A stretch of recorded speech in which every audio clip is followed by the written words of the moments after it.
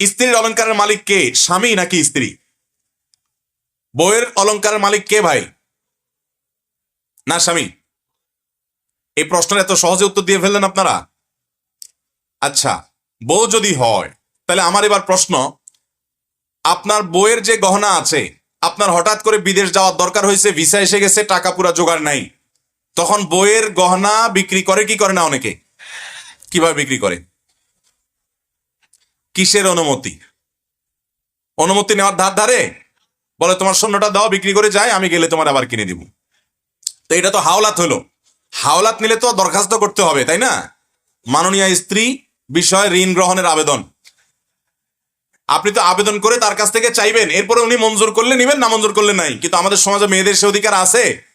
কোন বউ যদি বলে না, তুমি বিদেশ যায় ধরা খাও না কি করো আমি জানি না, আমার গহনা আমি দেব না, তুমি অন্য কোথাও থেকে নাও, এই বেচারেরা সংসার করার উপায় আছে?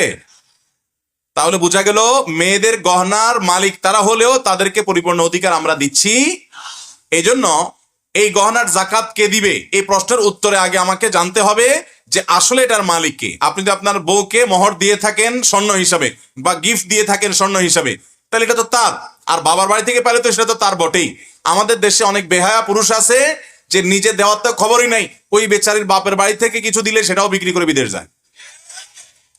হ্যাঁ, যদি ওই যে বললাম উইলিংলি যদি তার কাছ থেকে নিতে পারেন, তাকে ফুসলায়া ফাসলায়া তার খেদমত করে থালা বাসন ধুয়ে তাকে সন্তুষ্ট করে যদি বলেন যে ঠিক আছে তুমি কিনে এটা বিক্রি করে দাও, আমি কিনে দিব, সত্যি সত্যি আবার ওয়াদাও ঠিক রাখেন, তাহলে সেটা জায়েজ আছে।